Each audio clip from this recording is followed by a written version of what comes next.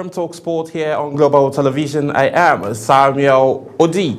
Many thanks for joining on today's edition of the program. We have so much to talk about. We'll be talking basketball, sports development. The convention of the National Board Games is around the corner in this month of November. We'll be having conversations around that. We saw lots of activities around board games that happened at NUGA 2025. NUGA happened in the University of Jos, and then we saw excellent and we saw schools clinching gold medals, silver and bronze medals in different categories of the board games. We'll be having conversations around those a little bit later in the second segment of the conversation today. And also we'll be having conversations around basketball Final Four. Yesterday we saw the captain of Rivers Hoopers, as he says, his team is very ready to, to defend their championship and also make it all through to the Basketball African League that will be happening next year, 2026, in Kigali, Rwanda. Will be having that conversation. But on the other hand,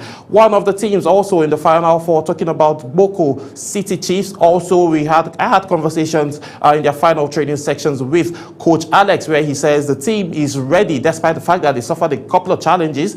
Talking about injuries and also one of their key players being invited to go try out for the G League. Yes, the Nets. Yes, talking about the Brooklyn Nets invited him to come try out for the G League. So we'll be having all of those conversations and more.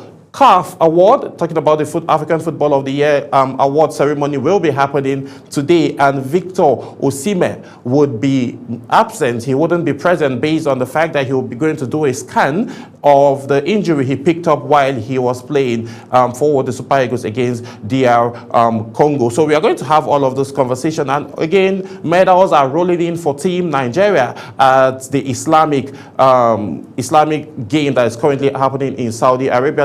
I'll bring you up to speed with all of that. And here in the Federal Capital Territory, we're seeing a whole lot of engagement with stakeholders getting themselves involved with sports development, and very shocking and very interesting as well.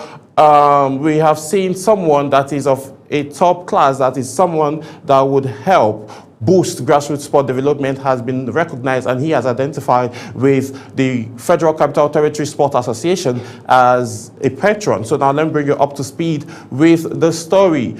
The Federal Capital Territory Sports Association has taken a major step in its quest to drive sports development in Abuja and beyond with the appointment of Prince Arthur Eze as its grand patron. This strategic move is expected to further boost the organization's effort in promoting sports development, nurturing young talent, and driving excellence in sport. The event, which took place in Abuja, Nigeria, was marked by the presentation of an award of excellence to Prince Arthur Eze in recognition of his commitment to sport development. Speaking on the appointment, His Royal Majesty Eze Sir Ifeanyi Eke, President of Abuja Football Sport Association, says, "We are honored to have Prince Arthur Eze join us as Grand Patron. Commitment to sport development is well known, and we are confident that his patronage will open new doors for sports development in Nigeria." Prince Arthur Eze, in his acceptance speech, pledged to support the sport development as all time, saying, "I am honored to accept the role of Grand Patron." And also, he says, "I promise to work closely with leadership and members to drive sports development and promote excellence in sport." So we'll be looking at how all of this will be turning out, and with gratitude to Prince Arthur Eze accepting the role, he says, "We are thrilled to have Prince Arthur Eze," that's coming from the board of directors, and they are very, very happy about the commitment of him also being interested in sport development. With over 45 sporting associations under the umbrella, one of the largest and most influential sports organizations in Nigeria, and the appointment of Prince Arthur Eze as Grand Patron is expected to take the organization to the next level. So this is one of the billionaires that we've been clamoring for them to pay attention to sport development in Nigeria. We've been calling on the likes of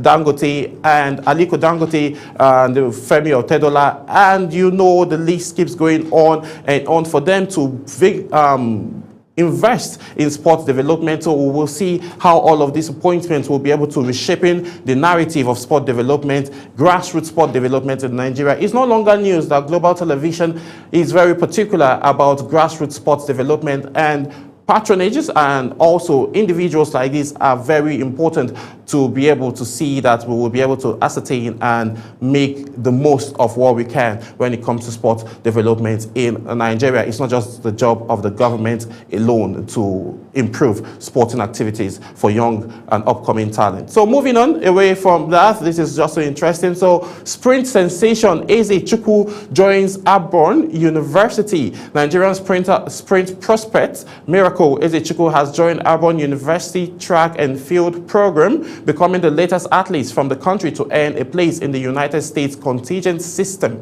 The 17-year-old links up with sprinting compatriots Kimi Sola Ajayi and Israel Okon at the school, adding further Nigerian presence to one of the most competitive NCAA Division I environments. Eze Chukwu arrives at Auburn after a period of rapid process across national and continental agendas, aged competitions, speed. They say it just got even faster. Welcome to the Auburn family. Miracle. The institution made this announcement in a statement across their track and field social media account. So looking at this now, she has joined Ajayi. Ajayi also ran in the Olympics, and also we saw him being very, very instrumental, getting all through to the final, though he didn't get to win any of the medals, but it is a very good outing for him. Israel Okon also in the same category. So this shows that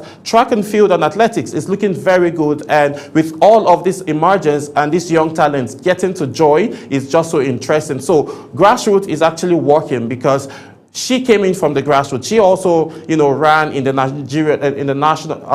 national game sports festivals that happened in Nigeria, and then all of that has been a platform for her to keep growing and growing, and now she has joined an amazing university, and she's also part of the NCAA. So this is just very, very interesting. Congratulations to her, and then we'll keep tabs on her because we want more gold medals here in Nigeria. So still moving on and talking about track and field and athletics, Ogili wins silver as Okon George enters Islamic Games final. Nigerian medal prospects continue to rise at the 6th Islamic Solidarity Games in Saudi Arabia as Ogochukwu Ogili won silver in the women's shot put, while Patience Okon advanced to the final of the women's 400 meters race. Ogili produced a best throw of 7.35 meters, narrowly missing gold to Barents Roba Oloma, who recorded 7.39 in the Plantmonts round. Saudi Arabia's Nada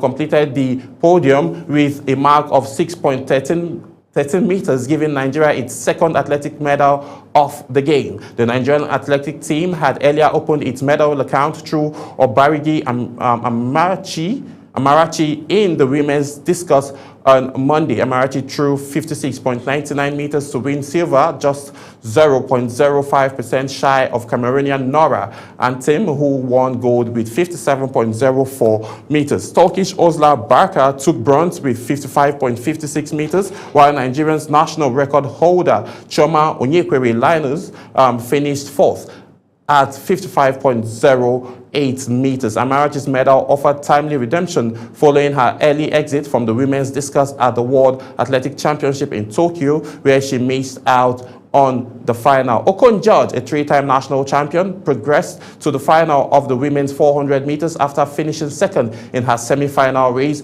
with 52.92 seconds. She will face compatriots from Morocco, Turkey, Niger, Uganda, Brima, and Goyan in the final at the Prince Faisal Stadium later today. So we will see what will happen. We'll definitely be cheering for Okon George as she gets set to, win her own medal, whatever medal it is, gold, silver, or bronze, like they would say, medal, a medal. So just win us a medal and keep improving. So this is just interesting and exciting to see that Nigerians are making us proud and also winning medals at the ongoing Islamic Solidarity Game currently ongoing in Saudi Arabia. Still talking about Nigerians making us proud, Olatoye Oyedade rules gold medal miss as she settles for silver in the women's hammer throw final. Nigeria's Olatoye has ruled missing the gold medal as she settles for a silver medal in the women's hammer throw final at the Islamic Solidarity Games still in Saudi Arabia. The American-based star lost the first position to Algerian Zara Tata after what she admitted as her not too impressive throw in her final attempt. She claimed the silver medal with a throw of 63.34 meters, while Tata won gold medal with a throw of 63.55 meters. You can see it's just a couple of meters away. And also, Zurikon of Uzbekistan finished third with a throw of 61.69 meters. Olatoye, however, maintained that the silver medal finish at the game will prompt her to step up her preparation for a podium finish at the next year's Commonwealth Games in Scotland. So we'll see how all of this will turn out. In her words, she says, I am very happy for the competition and the exposure to be here, and it will definitely propel me for Commonwealth Games, which I am aiming to finish on the podium after finishing fourth at the last game of Birmingham in 2022. I am really excited for next year, and going away with a medal from here is still amazing despite not winning the ultimate prize, which is the gold medal. It's been a very long track season with the World Championship in Tokyo expected to end the season, but coming here to compete, which is our off-season, could be challenging, but it's always a rare privilege and an honor for me to come represent my country anytime, she stated. Nigeria's medal haul currently at the game stands at a total of 18 medals, 6 gold medals, 8 silver and 4 bronze medals. This is just interesting to see that all of these ladies are just very excellent, and they are making us proud, winning gold medals. In total now, on the standing, we have a total of 18 medals, and the pack is being led by silver medals. So we need to do better to win more gold medals. Congratulations to you as you participate more in this competition and then get set for the coming years. So moving on, let's move away from track and field real quick as we're talking CAF right now.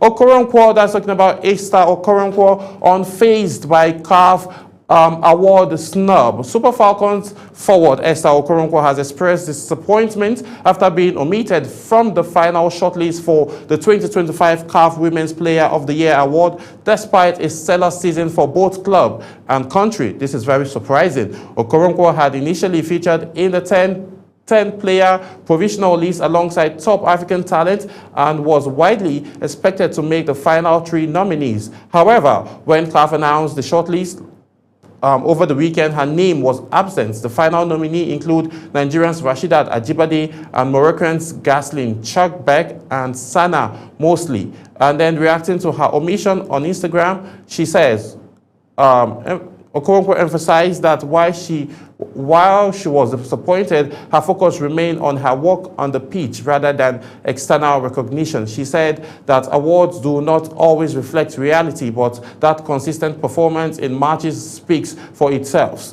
Okoronkwo's 2025 season has been remarkable. She played a pivotal role in Nigeria's historic 10th Women's African Cup of All Nations title, finishing the tournament with 2 goals and 6 assists and earning the Player of the Match award in the final against host Morocco. Yes, you all watched that match. You saw how interesting and how significant she was, how integral she was for that team. When they needed a hero, she stepped up and she took the penalty, scoring a goal and giving 2 assists in that final. And then looking at it now, even in her club side, in 27 minutes, she's had a hat-trick. And this trajectory has continued. This is not just something that she does on and off. It's something that is consistent with Esther Okoronkwo, and I'm just so surprised that she did not make the final list. Probably, CAF are saying that we can't have 2 Nigerian females on this final list, which is still surprising. But Do I think she needs to be on that final list? Yes, I think Esther Okoronkwo needs to be on that final list. And then she's supposed to, like, you know, if not even win it. Because for me, I was actually thinking she was going to win it. But now we still have our own Nigerian, Aziza Jibade, who is also there. But later tonight, we'll find out who will be emerging the African footballer, best female African footballer of the year. Back-to-back, Nigeria has been winning it. The previous Nadozie, Chiamaka Nadozie won it as a goalkeeper, and now we will see where the trophy will be going next. Will it be going to Morocco, or it will be returning back home to Nigeria? We will find all of those out later tonight. So moving on now, still talking CAF, Osimhen set to miss CAF award. Victor Osimhen will be absent at this year's CAF Awards in Rabat, Morocco, as he returns to Galatasaray for a scheduled MRI scan on the hamstring injury he picked up during the international duties for Nigeria. Osimhen, who won the award in 2023, is in the running for the award for the second time, and Kelvin Bassey credit is also given to Kelvin Bassey for the amazing work they did, and also Stanley Nwabali credit as well is also given to Stanley Nwabali for, you know, trying to help Nigeria win by saving 2 spot kicks during the penalty shootout. But I've still not recovered from the results of that match, honestly speaking. I've still not recovered because I've not woken up to the reality that I will not be watching Victor Osimhen in the World Cup. I will not be watching the likes of Kelvin Bassey in the World Cup. It's just so, it's painful. It's so painful for me, but it is what it is. Hopefully, maybe, come 2030, there might be a chance for the Super Eagles to make it through to the World Cup. So, right now, let's talk basketball quickly. We'll be talking basketball quickly as City Chiefs are ready, and then they said they are ready to go and win it all in Port Harcourt, as this weekend we'll be seeing the final training for, the final 4 matchup, and then the finals as well. That will be happening from the 21st to the 23rd of the month of November, as we will know who the determinant factor who would be going to represent Nigeria in BAL, and who again will be the new champion of the Nigerian Basketball League. Yesterday, we took our time to have a conversation with the head coach of City Chiefs, that is Boko Chiefs, whichever one, as Coach Alex Ojo, as he made mention of the readiness of his team. So now here is a clip of the final training section of City Chiefs here in Abuja. At this very moment, we are in high spirit and we're not scared of nothing. If only maybe the organizers allow guys play basketball. If you can hoop, you can hoop. If you cannot hoop, you cannot hoop. So that's just the bottom line, bro. Okay. Out there, man.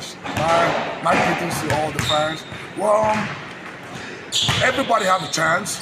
I think we have high chance as well. You know, I don't know about any other team. I know about my team because we are just locked in to go over the Port Harcourt and win it all. So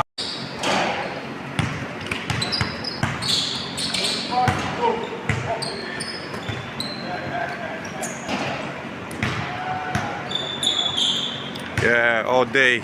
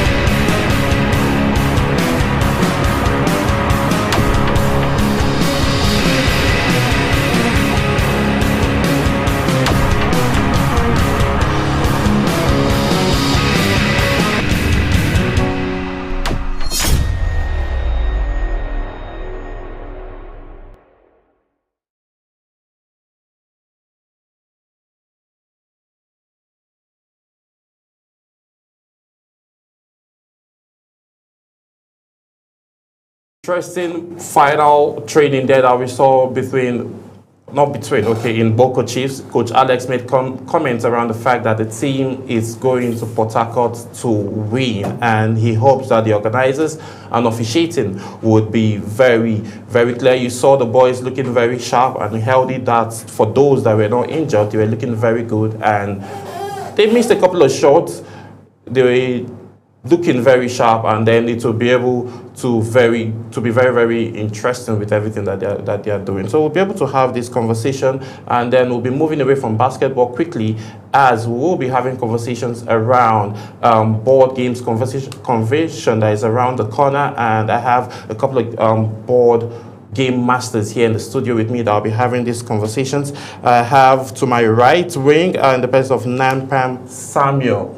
Good morning, Nampam. Thank you for joining us on Talk Sports today. Good morning. Yes, and I also have Uti Uran. Uti Uran, it's nice to have you here on Talk Sport. Thank you for joining. You're welcome. Yes, so we'll be having this conversation now. We are talking board games, chess, scramble, and all of that. I was in Jos a couple of days ago, and I saw interesting matchup between universities as they participated in several board games, starting from scramble as well as chess games as well. So now we'll be having conversation around the grassroots. We'll be talking about visions and strategy and all of that. Let me start from you, Nampam Samuel.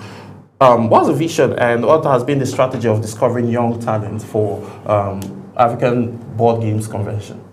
So it's been consistently making sorry. So everything started out of passion, and then slowly with the introduction of media, there's a lot of coverage out there on different platforms. So when it comes to discovering new talents, it's been something as simple as playing. Because once you play certain games, you get inspired by them, and everybody now wants to tell their stories. We're in the space where everybody is telling their story, and game is the best way to tell a story. Because there are lots of Nigerian games now that talk about games that are based in the lifestyle of living in Lagos or the lifestyle of living as a Nigerian. Those things make you feel connected, and everybody all of a sudden is like, you know what, I want to tell my own story. So when it comes with finding talent, there are a lot of talented people in Nigeria, and I love the fact that we're now in a space where everybody is more willing to tell their story. So gaming is like, you know what, I can do this. I want to feel relatable. I want to tell the story from my own perspective. So we found people who are different creatives in the space, those who are designers, those who are those who do the development of the games, and then those who help the media space to push things forward. So we love the new and the old. Those are our godfathers who put everything in place, and then the new generation who are like, you know what, they sprint with the vision. Yeah, we'll talk about the sprint with the vision quickly, and I see how excited you are. That's why you started asking your questions with laughter. But let me get to you, Uran. Udwa. Yeah, so let's look at development of sport, and this has been ongoing for 2016. So tell us the journey so far, how you all have been able to, develop and improve up till 2025, and the success stories that this convention have had over the years. Okay, that's a wonderful question. But frankly, that's a question that would have been more suited to her, because she's by far my senior in this game. Okay. She's the one who has been here since 2016. Okay. I'm fairly recent in the space. But from my understanding, it started from the vision of just one person, our founder, Kenneth Chukwu, and by creating a space where people from all over can come and play games. It's slowly been able to grow year after year. And there's even this thing he does where every year on his birthday he takes pictures with all the new games he's had, right, to sort of mark the growth of the gaming space that he has carved out. And like I said, the space is a very inclusive space. Everyone is welcome. And one of the things that people who come in for the first time always feel overwhelmed by is that, they don't see any games they recognize. Because if you notice, we probably don't recognize any of these games here, right? Yeah. So one of the things that people feel a little intimidated by at first is, I don't know how to play. But then that's the beauty of it. Once people come in, we are like, just come in first. Everyone starts off new, right? So when you get here, then you learn the rules and in an instant, like usually that same day, once people start playing and they learn on the fly and they get the hang of that, and they start to see that, it's okay, so much. it's just so much fun. Like you mentioned, there's a vision and people have been running with it. So now, in terms of discovering young talents now, what are the blueprints that you all have in plan to be able to incorporate all of these games into schools? Okay, so we have the chess competition that we plan every APCON. We have prizes that we also give. We're trying to push that children can come and learn. So you can learn and then you can also play because yes, we always say that Nigerians should go to school and come out with high results, but if we notice, a lot of Nigerians are creative. A lot of Nigerians think outside of the box, and when they play games, it allows them to explore all of that. So when we have gaming competition set up for them, it pushes them to be like, okay, you know what, this is a sector I want to go into. So we start by grabbing kids at that young age. We also do some school outreaches where we go and we show them the games, we teach them the games. There are games that even help, because you can stand in front of, as a teacher, and teach, you know what, this is this and this is this. It will fly out their head. But when it's a game, nobody's thinking about that. You just want to win, you just want to have a fun time. There are games for different subjects that even help the teacher in their teaching process. You know, aside as a senior game master, as Uti rightly mentioned here, you know the basic that a lot of Nigerians know are just, for board games, are just chess and scramble. So what are the you mentioned a lot. You've mentioned a lot of creativity. So what are the board games are there that should be incorporated to schools and for parents who have their kids play at home that will enhance their intellect and help them perform better in classrooms? All right. So there is the Greatest Nigerian over there. If you can bring the game, let's show it. Okay. That's this one. Okay. So even me as a Nigerian, when I played this game, there are so many things I did not know about Nigeria. And when you play the games, you are forced to now start asking questions. There are times where we have to argue and check Google. Oh, this is actually real. Everybody stopped at the 36 states in Nigeria. Sometimes you remember the capital. Sometimes you remember. Some persons argue is 37. So when you play this game, it refreshes your memory. So there are times that I've been like, I'm in certain spaces, I'm like, I've played a game, I remember that because I played a game. There are also other games like, I think... I can see Bible Guru. There is Word Rumble there. Word Rumble helps with children identifying words. There's Bible Guru. And there is Campus Wahala. So Campus Wahala is relatable for any person who's in the university. It makes it relatable from how you have to deal with your lecturers, how you have to deal with classes, the tradings that you have to do. So all those games are interactive in the sense that they are not just focused on something imaginary. They are focused on our daily needs. So if we even have games games can be designed for certain classes. You know what? This is geography. I'm having issues in geography. There are games for that. There are games for maths to help your mathematical skills, critical thinking. And in playing these games, I've also found out that children and teenagers, they are the best, because all of a sudden they're asking you, why did you set these rules? Why are these games played this way? And slowly we've now started teaching them, this is how you play board games, this is why these rules are there. They are more inquisitive, and it's not just on the game, it spills into other areas of their lives, because now they're asking more critical questions. They're like, why are things done this way? Why do I have to do this? Or they are now strategizing us, because when you play these games, you're not like, you know what, I want to win. You can't win anyhow. You have to have a strategy, and life is about that. So it's a soft skill that has a ripple effect in other areas. Okay, soft skill that have a ripple effect in other areas. But let's talk about infrastructure and, where can all of these games be played? Do you need to have a stadium packed with people, or you need a quiet room to be able to, play these games, Uti? So it depends on the game you're going for, but first off, no, you don't need like a huge stadium packed with people. But there are some games that are more suited for parties, right? So where you've got like a large crowd, not necessarily too large, but like maybe 10, 20. Something like concert. Exactly. Very common. There's what's that one where you call out the category and so on. Instant words. Instant words, yes. There's instant words, and there are variations of instant words like instant songs, rhyme it, things that are suited for like party games. Right? And then there are other games that are just more intimate for like a small group of people, maybe 2 to 8, seated at a table together. Some of those games might require a bit more interaction and vibrance. Others can be more, mellow and strategic. So for the interactive games, one I like is Outsider. Outsider. This is a bit of a bluffing / social deduction game, right? Where the goal is to try and figure out who does not have the information. Okay. Right? So there are like categories. Categories. Out, and then each player receives a card with a sort of key box to decode what's what. Yeah. And one of the players doesn't have that, right? But their goal is to try and blend in, while everyone else tries to figure out who doesn't have that. That's Exactly. that's smart. But that's very interesting. We'll be having more of this conversation immediately after this break, when we'll find out how the learning materials and how instructors are being introduced into having kids learn this game. That would be coming shortly after this break. Stay with us.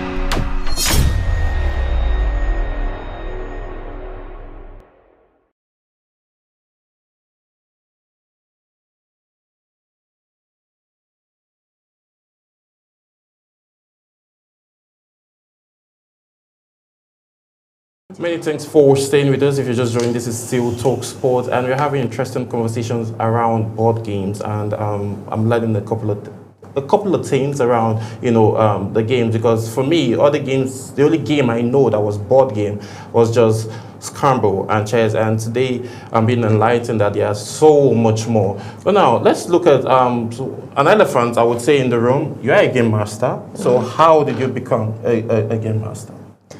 That came with time and dedication and a lot of training. A lot of training. So I remember, I think back in 2022, Casey he's the pioneer of AppCon Games, and from NimCard Games, he held a training session on how to make games. That was my first introduction into it. So I got to learn the different the word is somewhere. We'll find it. I got to learn the things that go into making a game, the thought process, why the rules are made, and then how to make games. We even came up with games at the end of that session. So after that training, you have to show up every day. You have to be part of the groups and the training. So the training sessions are not only online, they're in person. You learn how the games are played, and then you play a lot of games so that you see how, because if you don't have exposure, then you cannot create your imagination. Imagination is bred from exposure, and that is one thing that NimCard does a lot, and AppCon as well. Okay, Uti, so now I want to join your community. Walk me through it. How can I be a member of your community? first off, thank you for wanting to join us. You are very much welcome. So the very first step is just show up. Okay. Now you might be wondering, where do you show up? Well, we've got, like we've been saying on and on, we've got the African Board Games competition coming up next week Saturday, right? So you can show up there when you see that you really like the games, which you definitely will, because why not? Yeah. Because there are games for everybody. So when you feel you're really connected with it, then you can choose to start frequenting the cafe more often, right? And it doesn't just have to be the cafe. So Casey, our pioneer, has his cafe at Guarimpa. It's called Nipcard, right? Okay. And that's where some of us frequent. So you can come there regularly. On Fridays are like the main game nights, but you can also come on Wednesdays. That's where we play the more strategic games that you mentioned the other time. And then you can also book events over the weekend, like maybe Saturdays, Sundays. So there's that. And over time, you could, get access to our community, and maybe be added to our groups, because we are a really close-knit community, right? And so we're all friends there. As cases like say, we're all winners there. But it's not just Nipcard, right? There are other cafes you could frequent. Like there's like Nampan hosts one at 34th and what's it called? At Manhattan Park. At Manhattan Bar Guarimpa. But it's not just within Guarimpa or even within Abuja. There's also the Sepcon. There's also Sepcon, right? The Southeast Board Game that's hosted by our friend Tobichukwu. There's also a community in Nasarawa or Jos. Okay, that's very interesting to know that, okay, all of these games are something that is currently ongoing, and it's interesting to know that a lot of individuals are actually partaking in them. So that is just so cool to find out. So what's your final take, Nempam Samuel, before as we get set to wrap up? I would say that don't look down on games. Okay.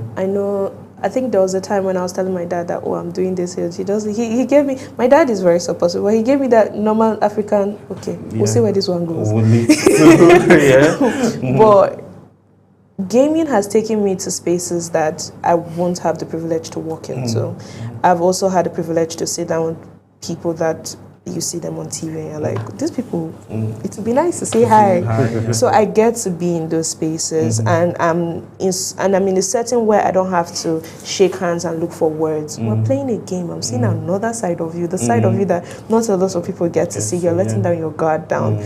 Then there is also the inspiration that you get from watching people who make these games and then playing with the younger generation and seeing how their minds are working faster than you can even keep up. So we grew up with the normal games, and I'm excited to see all these games in every single home and on every single shelf. All right, that's the goal, and then we're hoping to see that a whole lot of families who adopt this game to help, mostly the one that helps with kids making words. That would be very interesting for kids to have. And this is just very interesting conversation that we had. I want to say a very big thank you to Nempam Samuel for taking our time to join us on today's edition of TalkSport. And Uti, thank you also for joining us on today's edition of TalkSport. Yes, and then let's move straight up to the NBA, as we saw lots of actions where Golden State Warriors lost away from home, and then Boston Celtics got a win away from home. Here are the highlights.